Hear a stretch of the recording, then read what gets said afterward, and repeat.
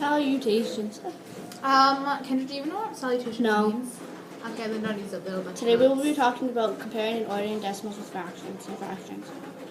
Okay, to put it, confusing as it sounds, actually not that hard. Put it in brief discussion. I personally think that using picture examples is useful. So we will point out the simplest way to convert fractions into decimals. Okay, so we are going to convert the fraction 5 over 10. To start off, we have to divide the numerator into the denominator. The top number is the numerator, the bottom number is the denominator. So we're going to show you, I'm going to show you a couple examples, maybe even one or two or whatever, how to convert a fraction into a decimal. So you take your numerator, which would be 5, and then see, you have your numerator, and then you have your denominator, which is 10. So that is a simple fraction, 5 over 10. And then you divide 5 by 10. And then what you do is whatever you do to the top, you do to the bottom. So you do 10 by 10, 10 by divide by 10, which would equal this so far. So you have your first and second progress step. And then this would equal, because you divide by 5 by 10, then you take those 2 and divide by 10, which would you get your answer would be 0.5. So the simple and easiest way is to do what you do to the top, what you do to the bottom. Take numerator, denominator, divide by 10, and then you get your answer 0.5. Great job explaining, Kendra. Thank you. Okay, so like she said, you have to always make sure you're dividing. What you do to the top, you do to the bottom. Make sure you always do that. So what I have here is a little bit harder equation. We have 75 over 100, the numerator, the denominator.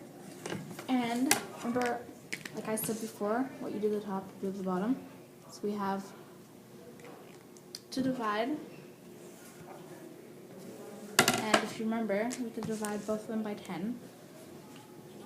And then equals. You're almost there, just one last step. 0.75. That's our total. You see how she got that? Okay. To get your answer, you have to do all those 8 steps I showed you before, the 2 examples we did.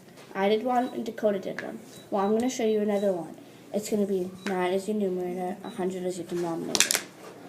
And then you have to divide both top and bottom by,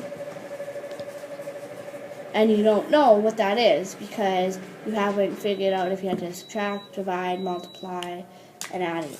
But that equal point is going to be like 0.09. See? Those are your steps.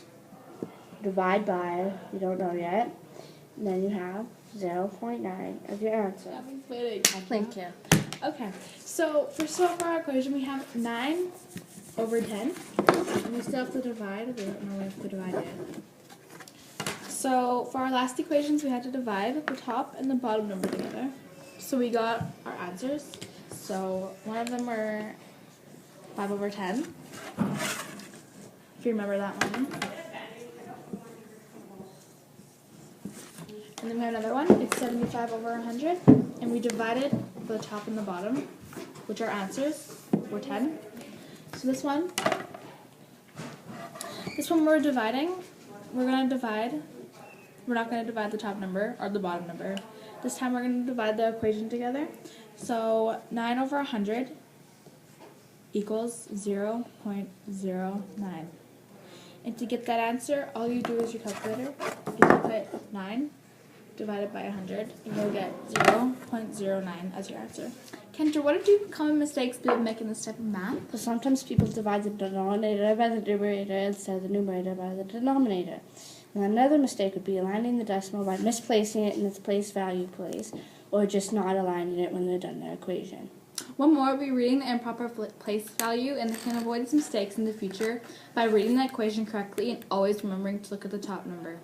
The second mistake you can avoid by counting the decimals point. Then the third mistake you can avoid would just always make sure you are looking and reading the place value clearly.